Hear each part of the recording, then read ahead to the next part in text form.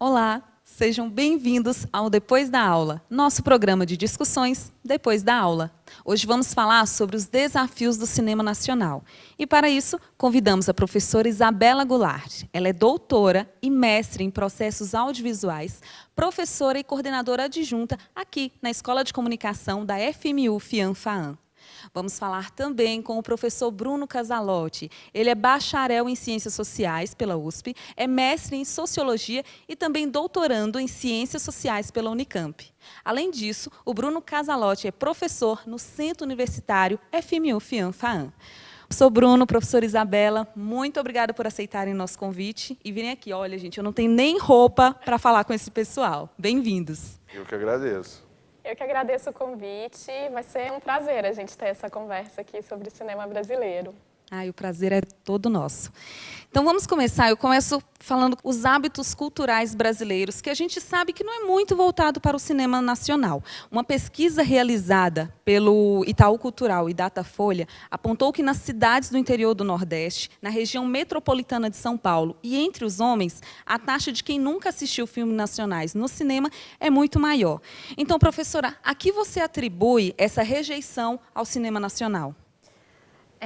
Bom, se a gente puder resumir, eu acho que há um aprendizado que a gente tem desde muito cedo de que tipo de produto audiovisual é bom e que tipo de produto audiovisual não é bom, né? Tem várias questões que a gente pode pensar aí. Então, por exemplo, me parece que a pesquisa aponta que uma porcentagem grande de pessoas nunca assistiram a um filme brasileiro nas salas de cinema. Mas talvez essas pessoas tenham tido contato com o cinema brasileiro de uma outra forma, possivelmente na televisão.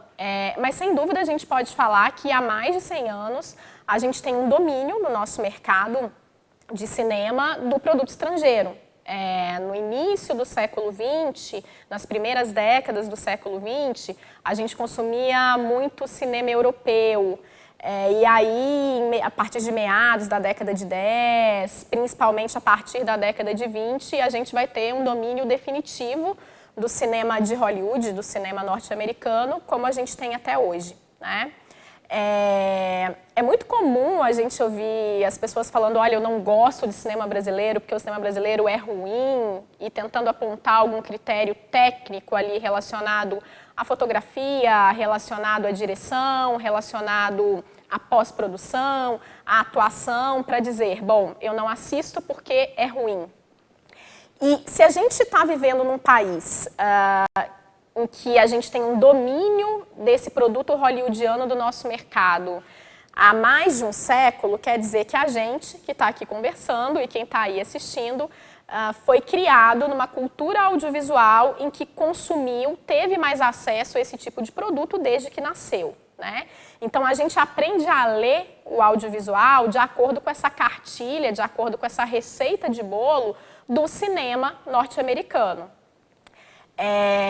E o cinema brasileiro não tem necessariamente que copiar essa receita de bolo, né? Acredito que o professor Bruno vai querer comentar sobre isso daqui a pouco, mas tivemos ali, ao longo da história do nosso cinema brasileiro, muitas tentativas de se copiar esse modelo do cinema hollywoodiano, que nunca foram efetivas. Afinal de contas, o cinema de Hollywood vai fazer muito melhor essa receita de bolo que eles mesmos inventaram. Então, eu acho que, por um lado, tem essa questão da gente ser criado numa cultura audiovisual que valoriza os códigos, o tipo de narrativa, o padrão técnico desse cinema hollywoodiano. E aí você tem um estranhamento quando você vê um filme brasileiro que não corresponde a esse padrão técnico. E, por outro lado, a gente pode citar um autor que o professor Bruno, eu sei também, gostamos muito, que é o Jean-Claude Bernardet, que vai falar que a gente tem também, historicamente, uma versão a se ver na tela. A gente não gosta muito de ver a nossa própria realidade, os nossos próprios problemas, a gente não gosta de se ver retratado ali na tela e a gente vai procurar um cinema que mostre uma realidade mais distante da nossa, né? Bom, além disso, a gente pode pensar que mesmo que agora, você que está aqui me ouvindo e me vendo, pense, olha, refleti muito sobre isso que a professora Isabela falou, a partir de agora eu não vejo mais filme hollywoodiano, nunca mais vou ver um filme da Marvel, nunca mais vou ver um filme de super-herói, eu só vou ao cinema ver filme brasileiro, você não vai conseguir fazer isso, porque a gente tem um mercado de distribuição e exibição que é dominado pelo filme estrangeiro. Então, mesmo que a gente queira só ver filme brasileiro a partir de agora, a gente vai chegar nas salas de cinema e elas vão estar dominadas por esse produto estrangeiro, majoritariamente pelo blockbuster hollywoodiano. Então, eu apontaria essas características, essas questões como a principal razão da gente ter uma pesquisa que mostra que uma porcentagem muito grande de pessoas nunca assistiram cinema brasileiro numa sala de cinema. Muito bem explicado. Você quer complementar, professor Bruno? É difícil complementar depois dessa resposta, mas eu só queria fazer na verdade, um questionamento a respeito dos dados dessa pesquisa, porque eu não conheço ela exatamente. Mas se ela estiver falando sobre sala de exibição, a gente tem que considerar uma série de fatores, né? Primeiro que grande parte da população não tem mesmo acesso às salas de exibição onde elas estão localizadas hoje, que são nos shoppings, né? Quer dizer, a gente teve um determinado momento na história do nosso cinema que a gente tinha muito cinema de bairro. Uma época até mais ou menos os anos 70, 80, onde a gente pode dizer, com muitas aspas, que o acesso à sala de cinema talvez fosse um pouquinho mais democrático, né? Deixou de ser assim por conta de uma série de fatores, revoluções tecnológicas, o advento do videotape, da fita cassete, das videolocadoras que surgiram. E aí você tem um deslocamento da sala de cinema para o shopping, o que muda um pouco também o modo de consumo desse entretenimento, né? Se antes o consumir cinema era ir na sala de cinema, no bairro, ou mesmo no centro de uma cidade, sei lá, centro de Santo André, centro de Osasco, centro de Guarulhos, né? Quer dizer, que sempre tiveram lá suas salas tradicionais, né, de cinema. Agora, o consumir cinema tem muito a ver também com ir ao shopping. Então, consumir as outras coisas, visitar as lojas, ver as vitrines, ir na praça de alimentação, ou seja, se torna um meio de lazer muito mais caro, né? O preço do ingresso também aumenta muito em função disso, porque você tem também uma mudança na própria sala de cinema, né? Entra aí em cena aquilo que a gente chama de salas multiplex, né? Que tem muito mais recursos tecnológicos, de som, de tela e etc. Então, o preço do ingresso ele sobe muito. Então, tem uma pesquisadora, né, que chama Anita Simes, que ela fala muito sobre essas transições. Às vezes, a gente tem que pensar na ausência de público para o filme nacional, nem tanto por conta das qualidades técnicas inerentes ao filme, mas também das condições econômicas da população ao acesso a esse tipo de filme. Então, acho que são pontos que eu gostaria de fazer.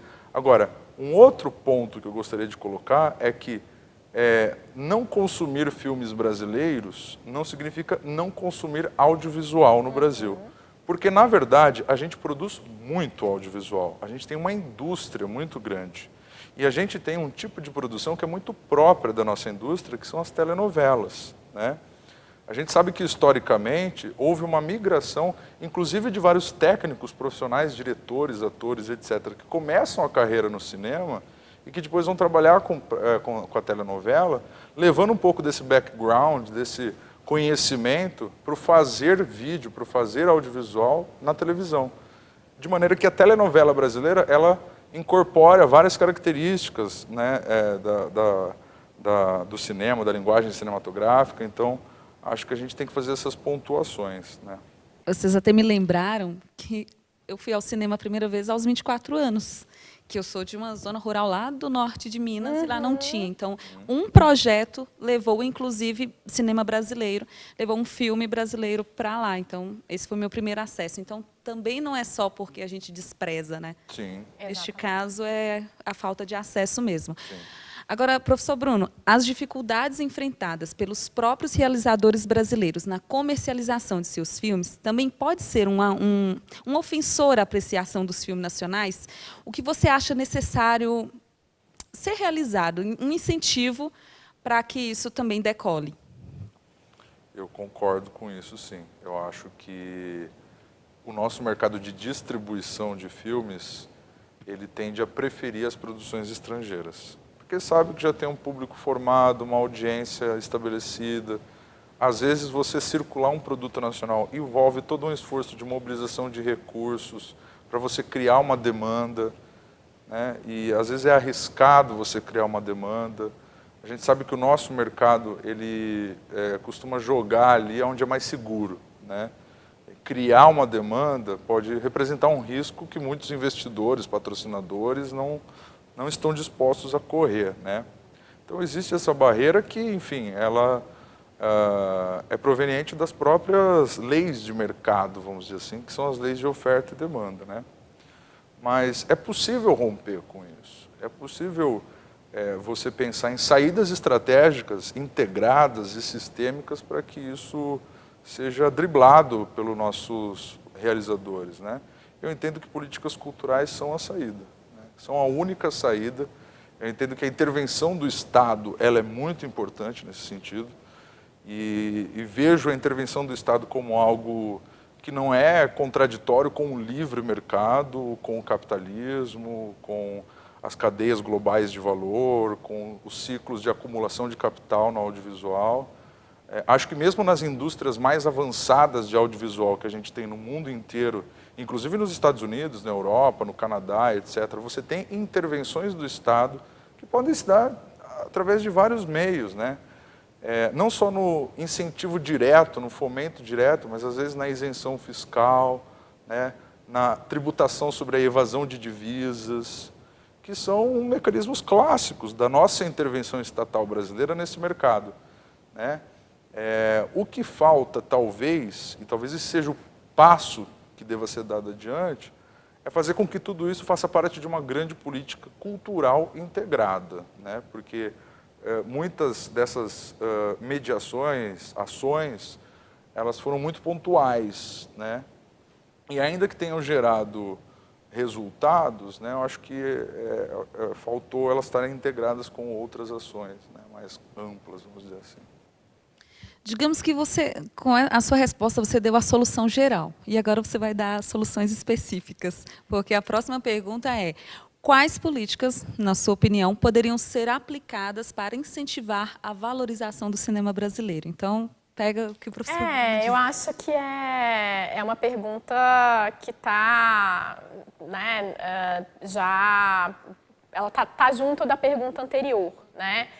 Eu acho que toda vez que for feita para a gente, né, para qualquer pesquisador de cinema, para qualquer aluno de cinema ou de audiovisual, quais são as soluções que a gente pode ter, então, no Brasil para que a nossa indústria ela se mantenha, ela cresça, para que o cinema brasileiro seja visto, para que o cinema brasileiro empregue mais profissionais, vai sempre passar pela mediação do Estado. Essa relação entre Estado e cinema no Brasil, ela começa na década de 30. Então, as primeiras leis que a gente tem para, de alguma forma, defender a existência de um cinema brasileiro que minimamente poderia existir mesmo, diante de um mercado que, como a gente já conversou, era já dominado pelo filme hollywoodiano, pelo filme estrangeiro.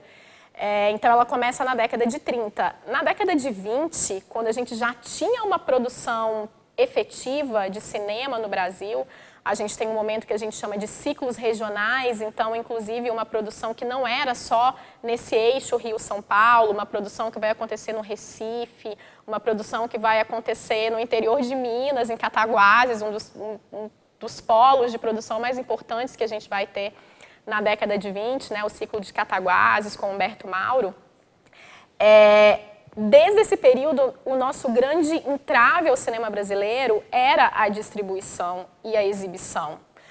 Porque os diretores, os cineastas, os realizadores, eles conseguiam efetivamente fazer filmes. Mas se você faz um filme, você quer que esse filme seja visto, né? Você quer que esse filme chegue na sala de cinema.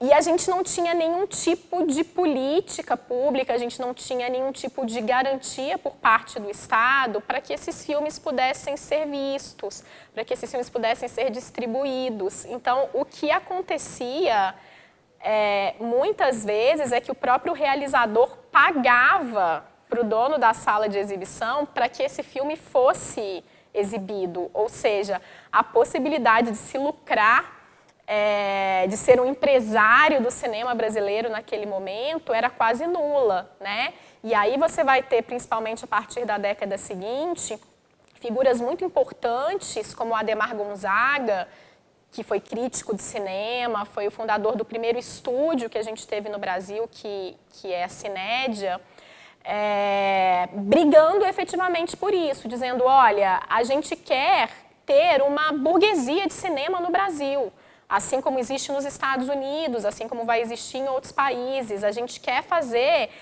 dinheiro circular na economia, a gente quer contribuir para o desenvolvimentismo desse país a partir da produção cinematográfica. Então, Estado, na mesma medida que você garante a existência de outras atividades industriais nesse país, é preciso que você entenda o cinema como uma atividade estratégica.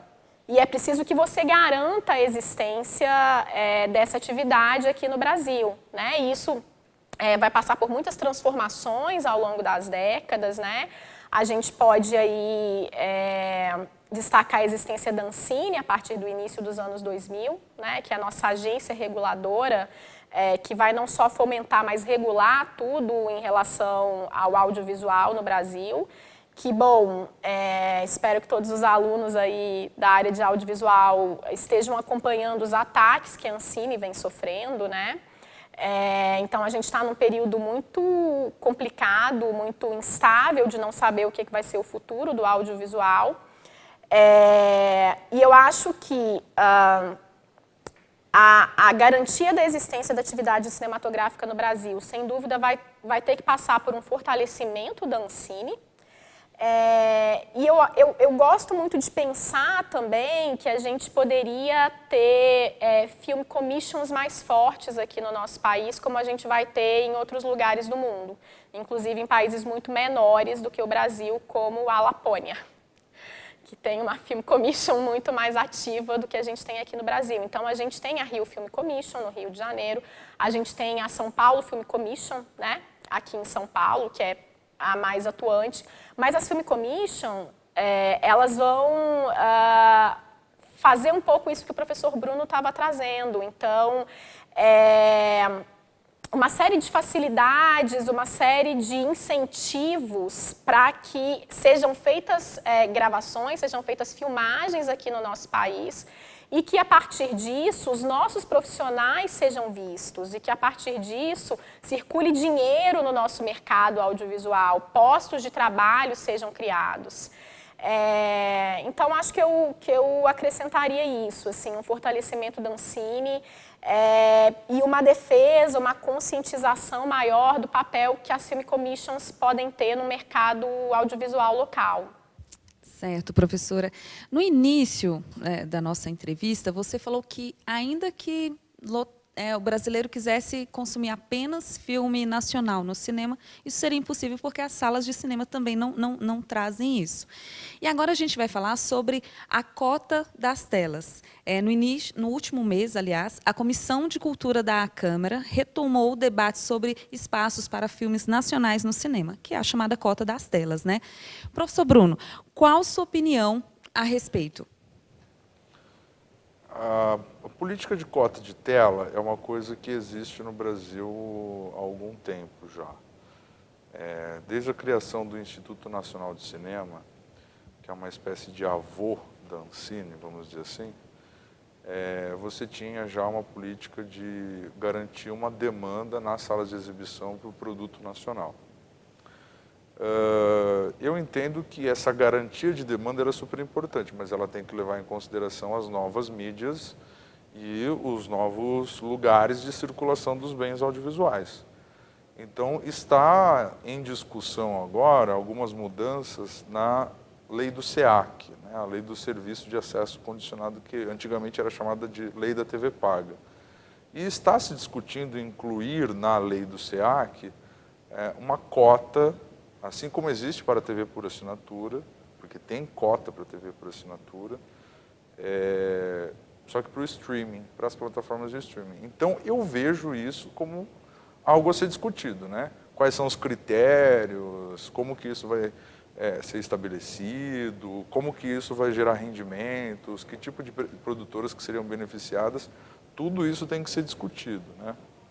Ainda que o streaming ele tem particularidades, né? Porque você não pode obrigar com que aquilo tenha uma programação fixa, né? Na verdade, a programação de uma plataforma de streaming varia muito mais de como que o usuário ele circula por aquela rede, o que é muito diferente da TV, né? Seja aberta ou por assinatura. Mas essas particularidades têm que ser levadas em consideração, mas é necessário com que exista algum mecanismo de contraforça para que as próprias plataformas de streaming elas deem mais espaço para as obras brasileiras, né? Eu entendo que, por força dessas discussões, algumas já estão começando a fazer movimentos nesse sentido, mas é pouco ainda, precisa de mais, porque são empresas que exploram o nosso mercado consumidor, né? Que adquirem seus rendimentos a partir do nosso bolso. Então, nada mais justo que uma parcela desses rendimentos seja direcionado para o próprio desenvolvimento da nossa indústria, né? E veja que eu estou sendo aqui absolutamente, estou fazendo uma argumentação absolutamente em defesa do mercado, né? Quer dizer, eu estou fazendo uma argumentação desenvolvimentista, né? Eu sempre reforço isso porque, às vezes, existe uma ideia difundida de que o mercado ele se autorregula, ele se auto-organiza, a ideia da mão invisível de mercado. E eu entendo que, do ponto de vista teórico, até seja possível você argumentar, criar discursos sobre isso, mas na prática, se a gente pensa, né, num desenvolvimento de mercado, num desenvolvimento de indústria, a intervenção do Estado através de dispositivos jurídicos, né, ele é muito importante para fazer acontecer o mercado, né? Então, eu acredito que esse é um bom exemplo do que pode acontecer efetivamente, né? Eu queria só complementar, concordo totalmente com o professor Bruno, mas queria acrescentar que é muito importante que seja discutida, né, não só se mantenha, mas que seja sempre repensada em que bases acontece a cota de tela para o cinema mesmo, para a sala de cinema tradicional. A gente tem, né, a lei da TV paga, a gente tem esse debate para o streaming, mas eu trabalhei na Ancine, eu fiz estágio na Ancine quando eu estava na faculdade de cinema, e eu trabalhava justamente na superintendência de acompanhamento de mercado. Então, a gente recebia esses reportes, né, esses números, e uma coisa que me impressionava muito, inclusive como uma estudante de cinema à época, eram os números muito baixos de público de alguns filmes brasileiros. E isso acontecia também por causa de como esses filmes estavam sendo disponibilizados na sala. Então, um determinado filme, de repente, ele só tinha estreado em 1, 2 salas de cinema no Rio de Janeiro, por exemplo, na Barra da Tijuca, que é um bairro muito distante, né? Não é um bairro tão acessível assim à população, e ele só era exibido durante a semana, no meio da tarde. Quer dizer, é um filme que efetivamente vai ser visto pela população, né? Então, eu acho que pensar a cota de tela é pensar também em criar uma demanda para o cinema brasileiro, mas pensar a cota de tela de uma maneira mais efetiva, em que realmente o filme brasileiro ele possa ter espaço na sala de cinema. Se as pessoas talvez começarem a ver filme brasileiro na sala de cinema, a gente cria uma demanda para o cinema brasileiro. E eu sempre fico pensando, eu sempre falo para os meus alunos que criar uma demanda para o cinema brasileiro, é claro, é muito interessante a gente falar pelo aspecto da cultura, a gente vai se ver na tela, a gente vai representar a nossa cultura, a gente vai pensar a nossa identidade, mas no limite concordo muito com isso que o professor Bruno está trazendo, é uma questão de mercado, né? E eu sempre falo para os meus alunos, criar uma demanda para o cinema brasileiro significa criar trabalho para vocês, que estão se profissionalizando na área do cinema e do audiovisual, né? Então, acho que é é uma militância de todos nós, né? Professores, pesquisadores, trabalhadores do audiovisual, que a gente pense em maneiras de criar demanda para o filme brasileiro, para que isso gere novos postos de trabalho, para que isso gere uma circulação de capital mesmo no país, né? Ótimo. Vamos aproveitar, vamos continuar falando. Agora a gente vai falar sobre cinema e pós-pandemia. Entre 2009 e 2019, o público de brasileiros aumentou, de filmes brasileiros, aliás, aumentou 50%, somando 24 milhões de espectadores na véspera da pandemia. O que se pode esperar nesse pós-pandemia? Nossa, é tão difícil, né, fazer previsões do que esperar nesse pós-pandemia, até porque imediatamente antes da pandemia, a gente teve a estreia do Minha Mãe é uma Peça 3, salvo engano, né, e o Minha Mãe é uma Peça é a franquia de maior bilheteria na história do cinema brasileiro. Então a gente teve ali imediatamente antes da pandemia, no inicinho da pandemia, ali, salvo engano, um filme que já foi responsável por praticamente toda a bilheteria do cinema brasileiro no ano de 2020, né?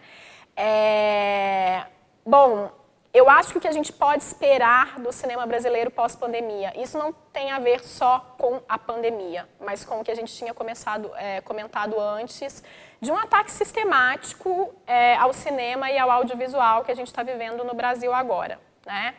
Um ataque sistemático à Cinemateca Brasileira, que sofreu um incêndio recentemente. A gente não tem, a gente sequer tem um Ministério da Cultura mais no Brasil, né? As atividades da Ancine, as prestações de conta, todas colocadas em suspeita. Então, se a gente vinha nessa crescente de produções no cinema brasileiro, de filmes de grande bilheteria no cinema brasileiro, como Minha Mãe é uma Peça, que eu citei, de muitas coproduções que eram realizadas, o momento político que a gente vive nos faz pensar, ok, como é que a gente vai continuar produzindo cinema brasileiro diante de um Estado que se coloca contra a produção de cinema brasileiro, né? Contra a existência do cinema brasileiro. Que tipo de filme vai ser produzido a partir disso? E eu estou realmente colocando perguntas aqui, porque são perguntas que tiram meu sono todos os dias e eu ainda não tenho respostas para elas. E, bom, acho que as pessoas estão começando a voltar para as salas de cinema agora, à medida que a vacinação está avançando no nosso país, mas a gente tem também uma previsão que é para a indústria, eu acho, cinematográfica como um todo. O que vai chegar às salas de cinema a partir de agora? A gente vem de 2 anos em que as pessoas consumiram mais audiovisual do que nunca, né? Seja pelas lives nas redes sociais, seja pelo streaming, né? E novos canais de streaming foram chegando no Brasil no ano passado e nesse ano. Então, acho que é razoável a gente pensar que se criou um hábito. A gente já estava acostumado a consumir cinema no streaming, né, antes da pandemia, mas se criou um hábito da gente consumir muito cinema, muitas séries, muito audiovisual na sala da nossa própria casa, né? E como é que a indústria audiovisual vai se comportar a partir de agora? Então, o que vai chegar às salas de cinema vão ser os grandes blockbusters, que aí podem fazer uma publicidade pensando, bom, faz diferença você assistir esse filme em 3D, em 4D, com todos os efeitos especiais em uma tela grande. E talvez filmes menores, filmes com menos efeitos especiais, eles vão ser lançados no streaming. Acho que eu não trouxe nenhuma solução, né? Eu não respondi a pergunta, na verdade, mas é que eu acho que a gente precisa ainda de um distanciamento histórico para a gente conseguir entender o que vai ser, né? Eu acho que eu apostaria, talvez, que a indústria ela vai apostar num lançamento assim, de grandes filmes de blockbuster nas salas de cinema, e a gente vai ter um lançamento maior de filmes que antes eram pensados para a sala de cinema tradicional para o streaming, né? Para essa outra plataforma, para essa outra tela. Quer complementar? Eu quero. Não, eu quero porque assim, eu lógico que eu não tenho como afirmar, olha, não vai acontecer isso, vai acontecer aquilo, porque a gente não tem bola de cristal para prever o futuro, né? Mas eu aposto fortemente na ideia de que o consumo na sala de cinema não vai acabar. Porque se fosse para acabar o ver filme numa sala de cinema, isso já teria acontecido há muito tempo. O cinema, a sala de cinema já poderia ter sido derrotada pelo rádio, pela televisão, pelo videotape, né? Fita cassete, pela videolocadora. E não acabou, né? O poder de resiliência da sala de cinema é uma coisa incrível e eu acho muito improvável que essa forma de consumo do audiovisual vá deixar de existir, né?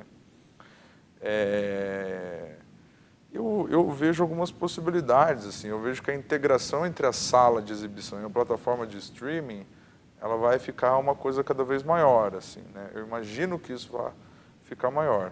Tanto porque a gente vê notícias aí de que determinadas plataformas elas têm o interesse em ter as suas próprias salas de cinema, né? A Netflix, por exemplo, ela começou um movimento nesse sentido nos Estados Unidos. Não sei em que grau, em que ponto isso está agora, né? Mas sei que teve essa movimentação. A gente tem lá o Cine Belas Artes, por exemplo, que tem a sua plataforma de disponibilização de filmes de arte, né? E eu acho que essa é uma possibilidade, né? Quando a gente fala da coisa da convergência, né? A convergência ela é uma realidade, então acho que... E convergência também não significa um único meio, eu acho que você tem ali convergências que vão acontecendo com diferentes mediações, com múltiplas possibilidades, com grande diversidade de agentes e, enfim, né? De agentes econômicos nesse mercado, então... o nosso cinema, ele sobreviver dentro desse contexto, vai depender de tudo isso que a gente já discutiu aqui, e eu acrescento mais uma coisa, que eu acho que vai depender também de um incremento, eu diria até numa transformação na maneira como a gente faz publicidade sobre os nossos filmes, né? Eu acho que agora o cinema, cada vez mais, ele está integrado às redes sociais, né? Eu acho que um filme, ele se torna parte das redes sociais, né? Você tem essa coisa das narrativas transmídia, né? Das narrativas transmediáticas.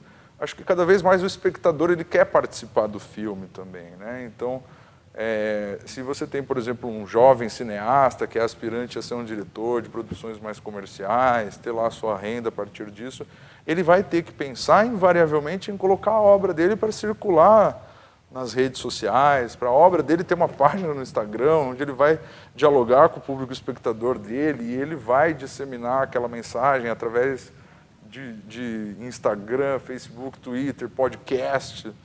A integração entre audiovisual e podcast é uma coisa fenomenal, né? Haja visto que você tem várias séries hoje que, na verdade, elas foram originadas do podcast, né? Eu cito aqui o caso Evandro, né? Que é uma série que ela foi muito comentada, foi muito elogiada na crítica, né? E que ela foi originada a partir de uma série num podcast, né? Então, acho que essa é uma possibilidade muito grande, assim, né? Então, as transmediatizações do audiovisual têm muito a beneficiar o setor, na minha opinião, e apontam aí para sentidos para o futuro, né? Não um único, né? Sentidos no plural. Gente, eu acredito que você que está assistindo tem a mesma impressão que eu. O Depois da Aula é uma aula ainda mais legal. Não que essas aulas não sejam, né? Mas vamos lá, vocês tiraram o sono um pouco do pessoal, né? O meu, a galera que nos assiste. Então, vamos dar um carinho no coração também. Professora, durante essa entrevista, nós falamos sobre os percalços que a indústria cinematográfica brasileira enfrenta, como outras áreas também enfrentam, inclusive o jornalismo, né?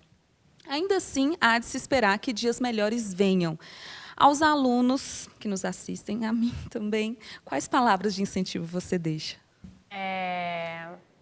Gente, as minhas palavras para que a gente continue fazendo cinema, continue fazendo audiovisual, são sempre de incentivo. Eu concordo muito com o que o professor Bruno falou. Nós temos um cinema, nós temos, acho que principalmente um cinema que ele é essencialmente resiliente. Eu acho que eu nunca tinha pensado sobre isso, mas talvez se eu fosse usar uma palavra para definir o cinema brasileiro, eu acho que eu usaria essa palavra resiliência, né? Concordo totalmente com o professor Bruno, a sala de cinema não vai acabar, isso é uma certeza que eu dou para vocês, a sala de cinema não vai acabar, porque não acabou em outros momentos. O cinema ele sempre passou por crises cíclicas, seja com a chegada da televisão, com a chegada do vídeo doméstico ou com a chegada da internet que trouxe a pirataria. E o cinema sempre se reinventa, pensando em indústria cinematográfica mundial, né? Indústria cinematográfica estrangeira, talvez. E o cinema brasileiro, ele sempre encontrou meios de existir e de resistir, né? Seja lá na década de 20, em que a gente poderia dizer que sem essa mediação que existia do Estado, a gente tinha grupos de pessoas amantes de cinema, que queriam sobreviver de fazer cinema, que se juntavam para fazer filmes, seja por essa briga, né, ao longo da história para que o Estado fosse um mediador ali para a existência da atividade cinematográfica no Brasil, seja com o cinema da retomada que vem nos anos 90, então depois de um período em que acaba a Embrafilme, e o cinema brasileiro ele vai ao longo das décadas se retomando, e Ancine como um ponto alto nesse processo de retomada, né, em que a gente pode pensar, então retomamos nossa atividade audiovisual, vamos regulá-la, né? A gente escolhe fazer cinema porque a gente quer viver disso, né? É claro, a gente quer se sustentar dessa atividade, mas é uma atividade que a gente escolhe por amor. Eu acho que por uma necessidade de contar as nossas histórias, de ajudar a contar histórias. E o que eu acho que a gente tem de positivo também para pensar nesse momento que a gente vive agora, a gente já não aceita mais que sejam contadas só as mesmas velhas histórias, com os mesmos velhos personagens, com os mesmos corpos que a gente viu há muito tempo, né? Então a gente já tem pesquisas e pesquisas que repercutem no senso comum de que, olha, agora eu não quero mais ouvir só as histórias contadas por esses diretores que são homens, brancos, heterossexuais e ricos. Isso não é 100% do Brasil, isso é uma parcela, inclusive, muito pequena do Brasil, né? Eu que sou uma mulher, eu que sou negra, eu que sou periférico, eu quero contar as minhas próprias histórias. E a gente vive um momento em que a tecnologia ela é mais acessível para isso. Então, você não precisa ter dinheiro para ter equipamentos caríssimos para você filmar, né? Para você colocar essas histórias na tela. A gente vem de experiências muito positivas nesses 2 anos aqui nos nossos cursos na faculdade, em que a gente desafiou os alunos a filmarem de forma remota. Como a gente estava em pandemia, a gente proibiu mesmo os alunos de saírem das suas casas para poder se juntar no set de filmagem. E os trabalhos que chegaram para a gente foram geniais, né? Então, é isso. Eu acho que hoje a gente tem recursos para poder filmar e para colocar outras histórias, outros corpos, outras narrativas na tela. Como o professor Bruno disse, a gente tem outras plataformas, a internet pode ser usada ao nosso favor nesse sentido. Então, bom, depois de tudo isso que eu disse, eu encerro dizendo, estamos juntos, vamos nos juntar todos aí para a gente continuar pensando, experimentando, fazendo audiovisual e pensando onde é que esse audiovisual, esse novo audiovisual que a gente quer fazer, essas novas histórias, como elas podem ganhar o mundo, né? Pronto, meu coração já está mais calmo. Bom. Por favor, professor Bruno. Bom, primeiro eu queria dizer que eu acredito absolutamente nas potencialidades, nas capacidades criativas e no talento dos meus alunos, dos nossos alunos.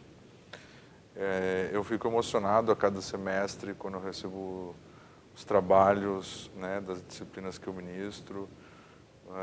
Eu fico emocionado quando eu vejo os TCCs que eu oriento, o resultado final.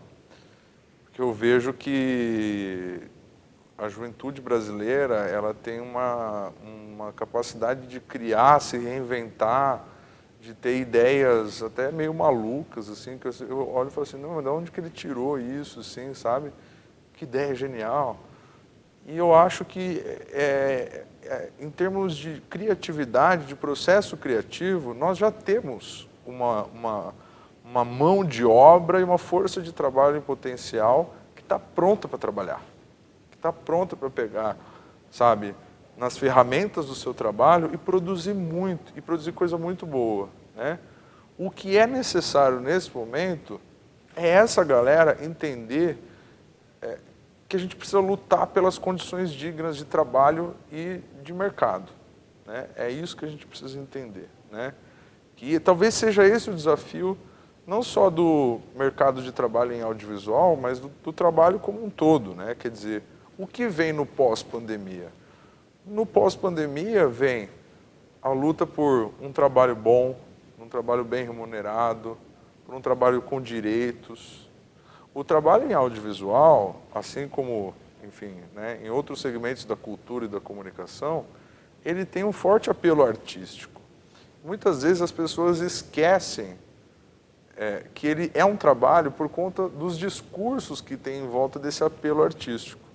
Não é só porque ele é um trabalho artístico que ele tem que ser precário. Não é só porque ele é um trabalho artístico que ele tem que ser, enfim, desguarnecido por condições favoráveis e sustentáveis. Então, o que vem para o futuro? O que vem para o futuro, eu acredito que seja o entendimento de que a discussão, o debate público, em torno das devidas condições para a gente colocar essa força de trabalho para produzir, né? Eu acho que essa é a pergunta que tem que ser feita, né? Quais são as condições para essa força de trabalho produzir? Acho que isso é a juventude que tem que discutir. A juventude tem que discutir isso. Quais são as condições para a força de trabalho em cinema, audiovisual, e eu estendo aqui também para a rádio, para a televisão, quais são as condições para essa força de trabalho poder exercer aquilo que ela tem de melhor, e que eu tenho certeza que ela tem de melhor, que é a sua criatividade. Ai, que maravilha. Então, eu acho que sai todo mundo daqui com a sensação de que estamos no caminho certo. Força e criatividade, e a gente chega lá. Muito obrigada, professora Isabela. Muito obrigada, professor Bruno. Olha, foi uma super aula. Se eu disse, ainda não tive aula com vocês, acabei de ter. Muito obrigada, tá? Obrigada. Querem agradecer? Quero só falar que foi um prazer, enfim, é sempre um prazer conversar com os nossos alunos e estar aqui na FMU TV. Foi muito bom, muito obrigada. Janice, eu agradeço totalmente aqui, gostei muito de conversar com você, tenho total estima aí por ti, espero que a gente tenha, enfim, falado alguma coisa útil para os nossos alunos. Não fique com dúvida, foi uma super aula, de verdade. Muito obrigada de coração. Pessoal, depois da aula, fica por aqui. Na semana que vem a gente volta, vem aí novos temas. Tenho certeza que vocês também vão gostar, assim como eu tenho certeza que vocês gostaram hoje. Muito obrigada, um beijo e até a próxima semana.